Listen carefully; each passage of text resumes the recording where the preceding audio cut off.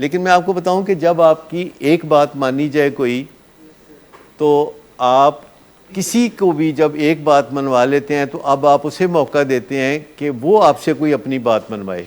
बातों की भी बारी होती है, एक आप मनवाते हैं, फिर एक आप दूसरे को कहते हैं कि उन मेरे लायक हुक्म। कि घर में भी असूल ये रखें कि माँ बाप के साथ, बहन भाइयों के साथ, भाइयों के अलावा दोस्तों के साथ, हमसायों के साथ, कि एक बात आप मनवाते हैं तो फिर आप उनकी तरफ इन नज़रों से देखते हैं कि हम तुसी चाहो तो मेरे को एक गल मनवा लो। कोई रिश्तेदार आते हैं तो वो बच्चों को कुछ पैसे देना चाहते हैं तो बच्चे नहीं करते रहते, नहीं तो नहीं करते हुए भी पकड़ लेते हैं, या फिर उन्हें कोई कहता है कि कोई नहीं, पकड़ लो। तो बस यही ख्याल रखना है कि जिस मकसद के लिए आप आए हैं ना, उस पर फोकस रखें।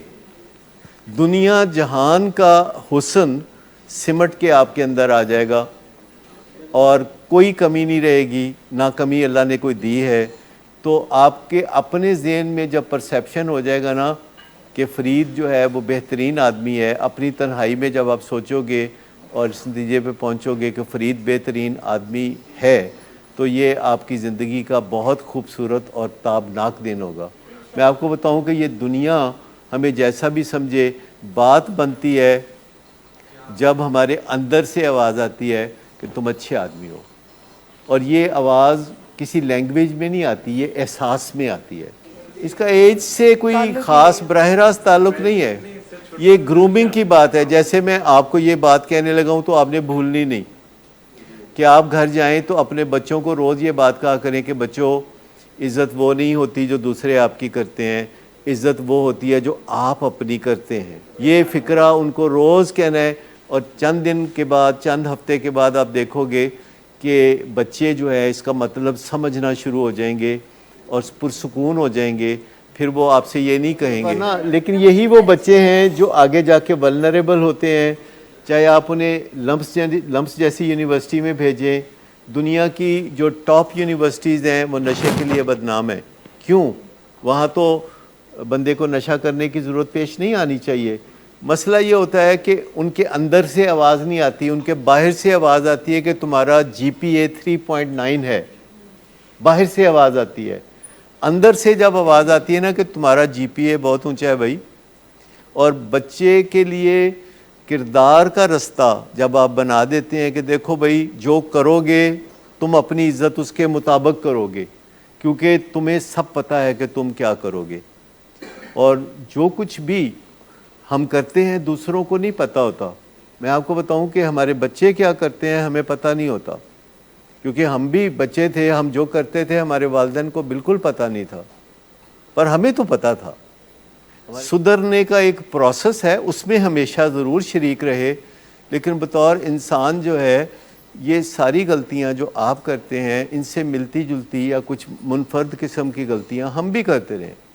अब बताएं, मैं 7वीं क्लास में मैं था तो घर बताए बगैर मैं फ़िल्म देख के आ जाता था। घर बताए बगैर, हमारे कोई घर से 1.5-2 किलोमीटर के फासले पे सिनेमा था, पकड़े जाने का मौका ही नहीं आने देते थे। यानी आप देखिए कि फ़िल्म देखने गए हैं, हमारा तरीका वारदात ये था कि फ़िल्म देखने गए हैं, साइकिल पे गए हैं, हाफ टाइम के वक्त वापस आए हैं, घर आके तो कोई पानी शानी पिया है, थोड़ा 2 चक्कर सामने लगाए अम्मी के, कोई 2 चक्कर अब्बा के सामने लगाए, तो फिर साइकिल पढ़ के फिर निकल नहीं। जुर्म वो जो किया जाए, क्योंकि पकड़ा इंसान तो अपने हाथ हो जाता है। आज तक अफसोस है कि वालिदैन को धोखे देते रहे, यानी वालिदैन को पता ही नहीं था कि हम वसनपुरे रहते हुए दरिया रावी पे जाके तो कश्ती रानी करते थे। अब बज़ाहिर तो ऐसी बुरी बात नहीं, पर वालिदैन को बताए बगैर कर रहे थे।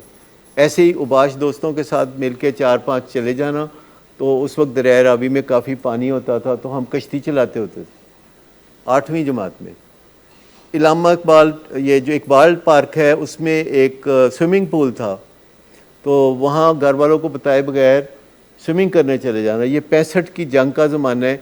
उसके बाद कोई एक रिवाज निकला था कि कोई कपड़े इकट्ठे किए जाते थे उन लोगों के लिए जो जंग की तबाहकारियों से। तो घर वालों ने पूछा किससे कितने जा रहे हो, तो असी कहना कपड़े इकट्ठे करने जा रहे हैं उन्होंने, जो जंग की तबाहकारियों से लोग परेशान हैं ना, उनके लिए कपड़े इकट्ठे करने जा रहे हैं, फलां के साथ मिल के फलां। तो घर वालों को कुछ पता नहीं होता, दुनिया को कुछ पता नहीं होता। आपको पता होता है। और जब तक आप अपने लिए जीना शुरू नहीं करेंगे तब तक अंदर से आवाज़ नहीं आएगी। जब तक अंदर से आवाज़ नहीं आएगी तब तक मज़ा नहीं आएगा।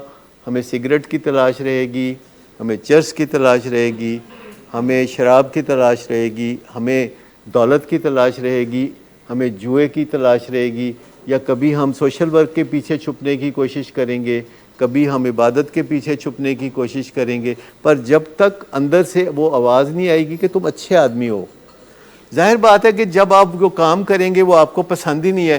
देखिए, आप जो काम करते हैं तो आपके अब्बा का मूड ख़राब रहता है ना, तो जब आप गलत काम करेंगे तो आपका मूड कहाँ से सही होगा? मुझे बताएं, कौन सा मरीज़ है जो घर में बहुत खुशबाश रहता है? मतलब नशे का मरीज़ खुश रहे ये कहीं लिखा ही नहीं हुआ। मैंने नहीं देखा कि नशे का मरीज़ मेरे पास आता है तो साथ उसका कोई बहन भाई भी आता है ना, तो लगता है कि इन्हां दा भरा ही नहीं। अब माफ़ी दे दें मुझे अगर मैं ये बात कहता हूँ, तो होता है कि नहीं ऐसा कि जिस बुरे हालों में आप आते हैं नशे के साथ, तो आप अपनी फैमिली से थोड़ा मैले कुचैले से लगते हैं। अब मेरे बच्चे हैं, मैं कुछ भी बेधड़क कह देता हूँ तो मुझे माफ़ कर दीजिएगा। Good afternoon sir. Good afternoon. Sir, एक क्लाइंट बहुत देर से आपका इंतज़ार कर रहे हैं। क्या? तुम्हें किसने कहा था अपॉइंटमेंट देने को? सर, कल शाम आप ही नहीं तो कहा था। झूठ बोलती हो तुम। मैंने तुम्हें कब कहा था? तुम सब झूठ बोलते हो मुझसे। शराब नोशी की वजह किरदार की खराबी नहीं, मूड की खराबी है। शराब नोशी कभी भी नशे की बीमारी में बदल सकती है। नशे की बीमारी हर स्टेज पर काबिले इलाज है। मदद हासिल कीजिए, क्योंकि वो ऐसा नहीं करेगा। विलिंग वेज से मदद हासिल कीजिए, कहीं से भी मदद हासिल कीजिए, लेकिन फौरी मदद हासिल कीजिए। जिस मुआवजे के इंतजार में आपने बहुत देर कर दी, अब वो दस्तक दे रहा है। मदद हासिल कीजिए, मदद हासिल कीजिए, मदद हासिल कीजिए।